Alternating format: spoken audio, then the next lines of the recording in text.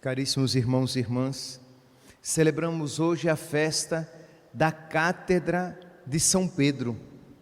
Isto é, hoje a Igreja volta os seus olhos de uma maneira particular para o ministério petrino, para o magistério da Igreja, o poder de ensinar da Igreja. O nome é esse, Cátedra de São Pedro, porque faz referência à cadeira do Papa. Na Igreja, cátedra tem os bispos, daí vem o nome catedral. Então, Dom Milton tem uma cátedra, o Papa tem uma cátedra, e porque também, tradicionalmente, os papas ensinavam sentados. Então, era a partir daquela cadeira que ele distribuía a doutrina de Cristo. Pois bem, meus santos, hoje então nós olhamos para a Igreja, nós nos unimos à doutrina de Cristo, nos unimos àquela cadeira que simboliza a doutrina de Cristo, a doutrina de 2000 anos, aquilo no qual os cristãos, os católicos creem há 2000 anos, aquilo que os 266 papas ensinam em comunhão durante a história. Então nós cremos nesta fé de 2000 anos, nós cremos nesta fé, nesse ensinamento único, transmitido não por uma individualidade desligada de toda essa sucessão, mas nós cremos naquilo que foi ensinado pelos 266 papas da história. Então é isso o que nós celebramos. Quando São Paulo fala a respeito dessa unidade de doutrina, essa doutrina na qual cremos e com a qual estamos ligados, porque doutrina esta que proveio da boca de Cristo, do ensinamento de Cristo, da ação do Espírito Santo, do Espírito de Cristo na Igreja. Pois bem, São Paulo, na carta aos Gálatas, no capítulo 1, a partir do versículo 6, Gálatas, capítulo 1, versículo 6, São Paulo fala dessa necessidade de que nós cristãos precisamos estar unidos à doutrina de sempre. Os Gálatas foram evangelizados por São Paulo, mas começaram a se apegar a novidades, se tornaram novidadeiros, e São Paulo se lamenta de que eles tão cedo tenham abandonado a doutrina de Cristo. E isto estava acontecendo porque outros que se diziam cristãos e que poderiam até mesmo ter sido um dia, mas que já não mais o eram, outros começaram a ensinar algo diferente daquilo que sempre foi ensinado. Nós estamos aqui, meus santos, no 1º século da era cristã, e já havia pessoas que ensinavam doutrinas diferentes daquela que ele recebeu e que ele estava transmitindo. Então São Paulo diz: eu estou admirado, versículo 6, Gálatas, capítulo 1, versículo 6, eu estou admirado de que tão depressa passeis daquele que vos chamou à graça de Cristo para um evangelho diferente. Estou admirado que vocês já tenham aderido a um evangelho diferente. De fato, não há dois evangelhos, não há dois ensinamentos, não há duas verdades. Meus santos, a verdade, ela não muda com o tempo. O ser é, o que é, será, ontem, hoje e sempre. Isto é, se isso aqui é um relógio, daqui a 2000 anos, se o mundo existir, Daqui a 2000 anos, isso continuará sendo um relógio, talvez um pouco antiquado para os tempos atuais, mas um relógio. Ninguém dirá depois, é uma bola de basquete. Agora nós achamos que é uma bola de basquete. Não. A verdade, ela não é mutável. A verdade, ela não é uma concessão, isto é, não, nós agora decidimos que isto aqui será uma bola de basquete. Não, nós não temos o poder de mudar o ser das coisas. Então, a verdade, ela não é uma adequação social, não é uma concessão da maioria. O que quer agrade a muitos, quer desagrade a muitos ou a todos, mas a verdade, ela se impõe. Nós precisamos nos curvar diante da verdade. Pois bem, então São Paulo disse, eu estou admirado, porque não há dois evangelhos, há apenas pessoas que semeiam a confusão entre vós e querem perturbar o evangelho de Cristo. Então, já no primeiro século, pessoas que se diziam cristãs, católicas, porque só existiam os católicos, pessoas que se diziam católicas, começaram a querer perturbar a fé, ensinando coisas diferentes daquela que São Paulo recebeu e que por isso estava transmitindo. Meus irmãos, vocês compreendem então o porquê de a igreja, por exemplo, ela não ter autoridade de aprovar o adultério. Não, até o ano 2000, o adultério não era pecado.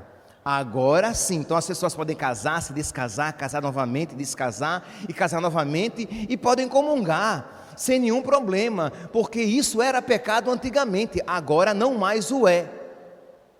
Não, meus santos, nem a igreja pode mudar este ensinamento, porque não é um ensinamento dos homens, é um ensinamento de Deus. Jesus que disse isso. Quem se casa com a mulher divorciada, ou com um homem divorciado, no caso da mulher, comete adultério. Então, a indissolubilidade do matrimônio, isto é, eles se casam e se casam para sempre, porque serão uma só carne, porque o que Deus uniu, o homem não pode separar, é algo querido e ensinado pelo próprio Deus. Não é um ensinamento humano, não é uma convenção humana, não é algo, os padres usam batina preta, os bispos usam batina roxa, violácea, o Papa usa batina branca. Isso é uma convenção humana. Então tá bom, os padres vão usar batina branca e o Papa vai usar batina roxa. Tá, pronto. Isso aqui não tem problema. Nós não estamos falando aqui do ensinamento divino apostólico. Nós estamos falando de uma realidade ensinada pelo próprio Cristo. Mas padre, hoje em dia a prática, a vivência homossexual, as pessoas homossexuais, a prática do homossexualismo, ela se estendeu.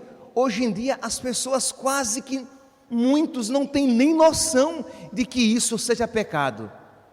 É triste de que isso aconteça. Então nós cristãos temos o dever de realizar este serviço para o mundo, levar as pessoas ao conhecimento da verdade, com toda a caridade, com todo jeito, sem sombra de dúvidas, mas com toda a clareza. Não, mas até o ano 2000 isso não era pecado, agora, quer dizer, isso era pecado, agora não mais o é, porque a mentalidade do mundo mudou. Nós estamos até agora com uma outra linguagem de gênero, né? Porque a pessoa pode nascer com os órgãos sexuais masculinos, mas se sentir feminino, então vai ser mulher, e nós temos que tratá-los como tal e conceber aquilo naturalmente, mas nós cristãos, por fidelidade a Cristo, nós não podemos fazer diferente. Nós não podemos dizer que o que é errado é certo, mesmo que para isso nós precisemos atrair a inimizade do mundo. Mas se nós quiséssemos ser amigos do mundo, nós não seríamos servos de nosso Senhor. Isto é, isso quem diz é São Paulo. Então nós precisamos, com toda a caridade, com todo jeito, sem sombra de dúvidas, ninguém vai ser um trator, passar por cima das pessoas, mas com toda a caridade e clareza, precisamos expressar e ensinar a nossa fé.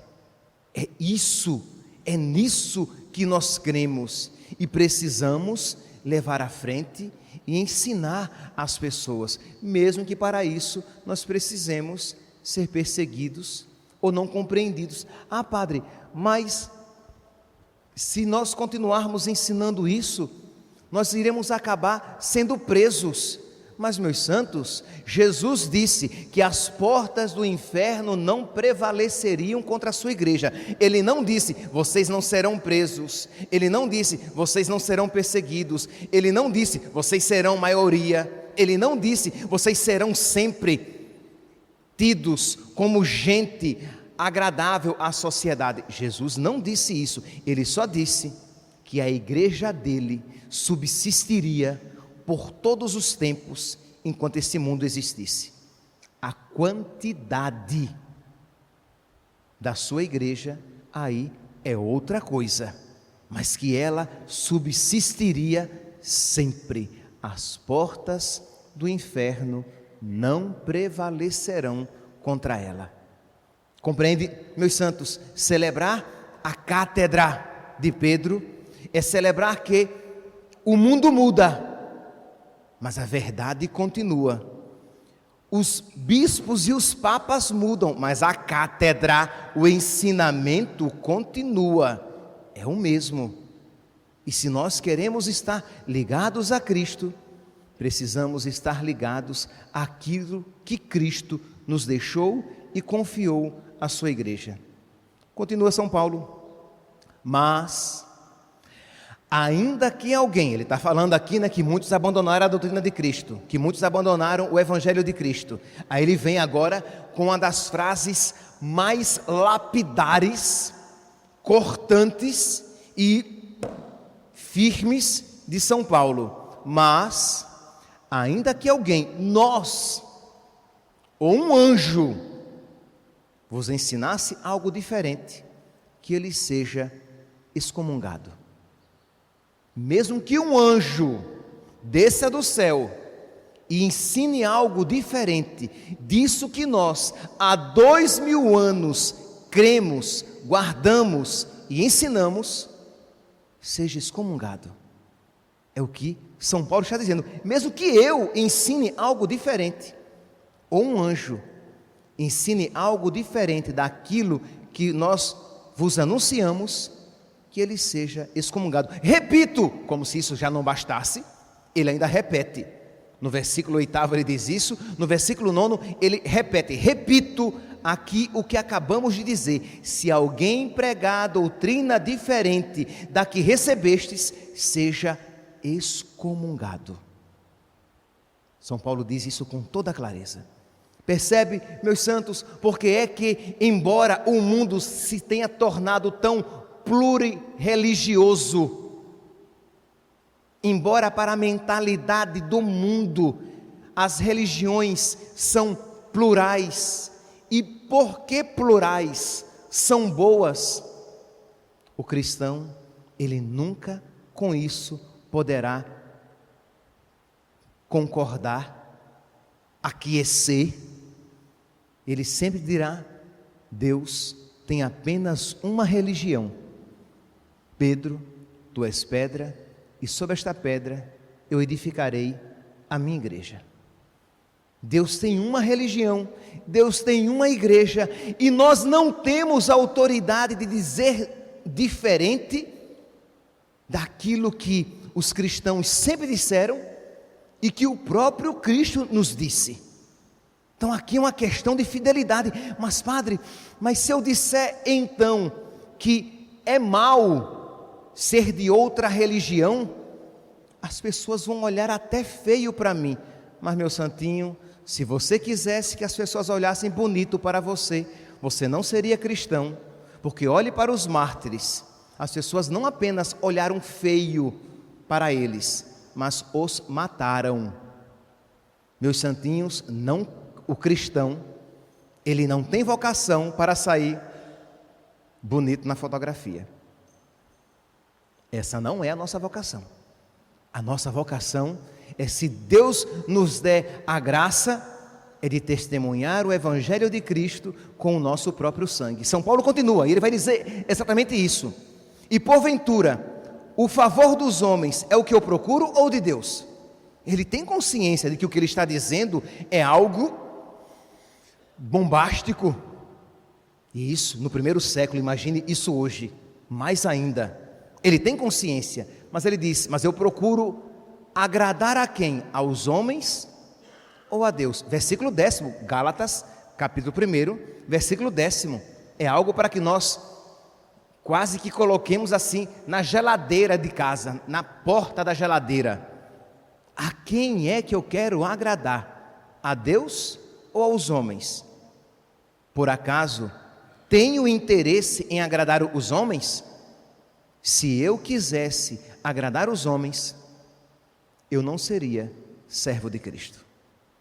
Entende, meus santos? Porque é então que nós temos esta missão e este serviço de estar unido à cátedra de Pedro. Aquilo que a Pedro foi ensinado, aquilo que a igreja foi confiado. Quando Jesus disse: Pedro, tu és pedra, e sobre esta pedra eu edificarei a minha igreja, e as portas do inferno não prevalecerão contra ela.